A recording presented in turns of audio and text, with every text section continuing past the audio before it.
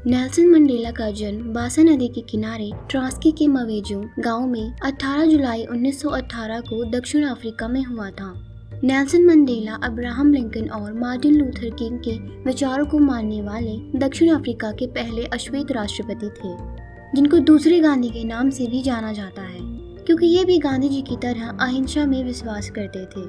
उनकी माता का नाम नोमजामो विनी मैडिकीजाला था। वे एक मेथडिस्ट थी। पिता का नाम गेडला हेनरी था। वे गांव के प्रधान थे। उनके बचपन का नाम रोहिलहाला था, जिसका अर्थ होता है पेड़ की डालियां तोड़ने वाला या शैतान बच्चा। 12 वर्ष की अल्प आयु में उनके सर से पिता का साया उठ गया था। 23 साल की उम्र में शादी से भागकर वे जोहानिसबर्ग आ गए थे। दक्षिण अफ्रीका में रंगभेद को खत्म करने में नेल्सन मंडेला ने अग्रणी भूमिका निभाई थी और दुनिया भर में अन्याय के खिलाफ प्रतिशोध का प्रतीक बने। लंबी बीमारी के बाद उनका 5 दिसंबर 2013 को निधन हो गया था। नेल्सन मंडेला के जन्म पर संयुक्त राष्ट्र नेल्सन मंडेला अंतर्राष्ट्रीय दिवस के रूप में 18 जुलाई को हर वर्ष मनाता है।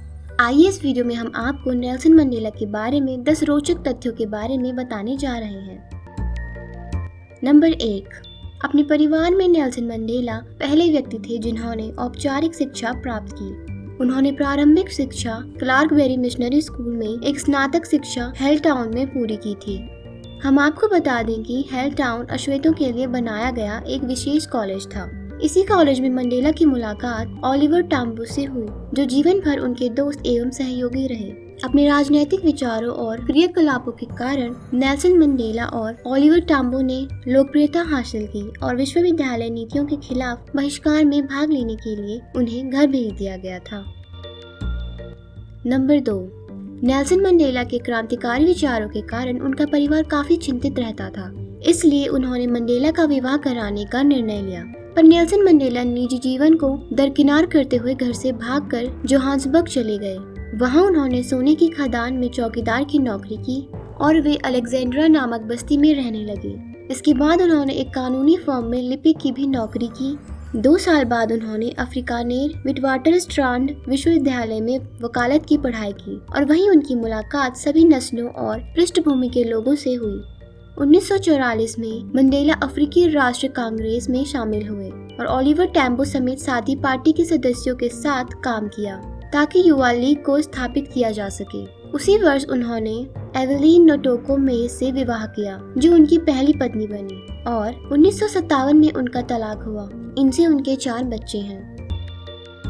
नंबर 3, जोहान्सबर्ग में वे वाटर सिस्लू और वाटर एल्बर्टाइन से मिले, जिन्होंने उनके राजनीतिक जीवन पर अत्यधिक प्रभाव डाला। इन सभी साथियों के साथ मिलकर उन्होंने African national Congress youth league का गठन किया और 1947 में नेल्सन मंडेला को इस संगठन का सचिव चुना गया था। नंबर 4, नेल्सन मंडेला ने कानूनी लड़ाई को लड़ने के लिए 1952 में एक कानूनी फर्म की स्थापना की, जिसमें नस्लीय कानून से प्रभावित लोगों को मुफ्त या कम लागत वाली कानूनी सलाह दी जाती थी। 5 दिसंबर 1956 को मंडेला और 155 अन्य कार्यकर्ताओं को गिरफ्तार कर लिया गया और राजद्रोह के लिए मुकदमा चलाया गया। 1961 में नेल्सन तथा 29 साथियों को निर्दोष घोषित करते हुए छोड़ दिया गया। नंबर 5, नेल्सन मंडेला ने 1961 में यह स्थापना की और स्पेयर ऑफ नेशन के पहले नेता बन गए, जिसे ANC की एक नई सशस्त्र शाखा MK भी कहा जाता है। कई सालों बाद मुकदमे के दौरान उन्हें लगभग 3 दशकों तक सलाखों के पीछे रखा गया। उन्होंने इस पार्टी के मूल सिद्धांतों से इस कट्टरपंथी प्रस्थान के तर्क का वर्णन किया। मंडेला के नेतृत्व में MK ने सरकार के खिलाफ एक अभियान शुरू किया, जिसने दक्षिण अफ्रीका को गणराज्य घोषित कर दिया था और ब्रिटिश राज्यमंडल से वापस ले लिया था। जनवरी 1962 में मंडेला ने इथियोपिया में अफ्रीकी राष्ट्रवादी नेताओं के सम्मेलन में भाग लेने के लिए अवैध रूप से विदेश यात्रा की। लंदन में निर्वासित ओलिवर टैम्बो का दौरा किया और अल्जीरिया में गुरिल्ला प्रशिक्षण लिया। 5 अगस्त को उनकी वापसी के कुछ समय बाद ही उन्हें गिरफ्तार कर लिया गया और बाद में उन्हें देश छोड़ने और 1961 के श्रमिकों की हड़ताल को उकसाने के लिए जेल में 5 साल की सजा सुनाई गई थी। नंबर 6, हम आपको बता दें कि नेल्सन मंडेला ने केप टाउन के तट पर एक पूर्व leper colony Robben Island jail में 27 साल की सजा में अपने पहले 18 साल इसी जेल में बिताए, जहां वो बिना बिस्तर के एक छोटे से सेल में रहते थे। और उनको एक खदान में कड़ी मेहनत करने के लिए मजबूर किया जाता था। एक अश्वेत राजनीतिक कैदी के रूप में उन्हें अन्य कैदियों की तुलना में कम राशन और कम विशेषाधिकार प्राप्त हुए। उन्हें केवल अपनी पत्नी विनी मंडेला को देखने की इजाजत थी, जिससे उन्होंने 1958 में शादी की थी और विनी ने 2 बेटियों को जन्म दिया था। हर 6 महीने में वे अपनी इन 2 बेटियों से मिल सकते थे। इन प्रतिबंधों और शर्तों के बावजूद कारावास में मंडेला ने लंदन विश्वविद्यालय से लॉ में स्नातक की डिग्री प्राप्त की और अपने साथी कैदियों के लिए एक सलाहकार के रूप में कार्य किया, जिससे उन्हें अहिंसक प्रतिरोध के माध्यम से बेहतर उपचार की तलाश करने के लिए प्रोत्साहित किया गया।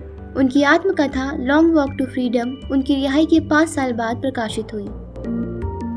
नंबर 7, 1980 में ओलिवर टैम्बो ने एक फ्री नेल्सन मंडेला अभियान शुरू किया, जिसने मंडेला को एक नेता के रूप में घरेलू नाम दिया और दक्षिण अफ्रीका के जातिवाद शासन के खिलाफ बढ़ती अंतर्राष्ट्रीय आवाज को बढ़ावा दिया। दबाव बढ़ाने के साथ ही सरकार ने मंडेला को विभिन्न राजनीतिक समझौतों के बदले में उनकी आज़ादी देने के लिए कहा, जिसमें हिंसा की घोषणा और स्वतंत्र ट्रांस्केई बैक्सटन की मान्यता शामिल थी, लेकिन उन्होंने स्पष्ट रूप से इन सौदों को खारिज कर दिया। 1982 में मंडेला को पोर्ट्समोर जेल में रखा गया था और बाद में रिहा कर दिया गया था। 1988 में उन्हें न्यूनतम सुरक्षा सुधार सुविधा के आधार पर फिर से गिरफ्तार किया गया। अगले वर्ष नवनिर्वाचित राष्ट्रपति FW de क्लर्क ने ANC पर प्रतिबंध हटा दिया और एक गैर राष्ट्रवादी दक्षिण अफ्रीका कहकर संबोधित किया और रूढ़िवादी विचारधारा को खारिज किया। 11 फरवरी 1990 को उन्होंने मंडेला की रिहाई का आदेश दिया था। नंबर 8, 1993 में नेल्सन मंडेला को नोबेल शांति पुरस्कार से सम्मानित किया गया था। 26 अप्रैल 1994 को 22 मिलियन से अधिक दक्षिण अफ्रीकी इतिहास में देश के पहले बहुआयामी संसदीय चुनाव में मतपत्र डालने गए थे।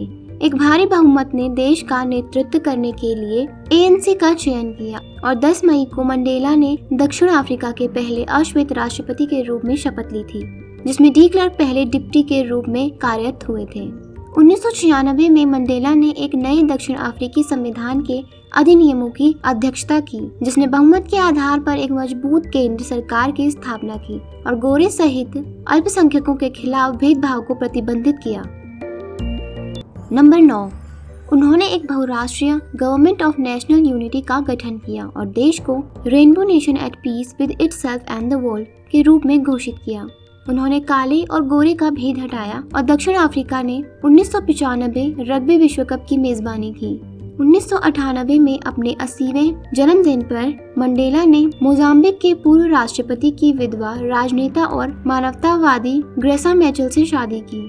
1992 में विनी के साथ उनका तलाक हो गया था। अगले वर्ष वे राष्ट्रपति के रूप में अपने पहले कार्यकाल के अंत में राजनीति से सेवानिवृत्त हुए और ANC के डिप्टी थोबो मबेकी उत्तराधिकारी बने।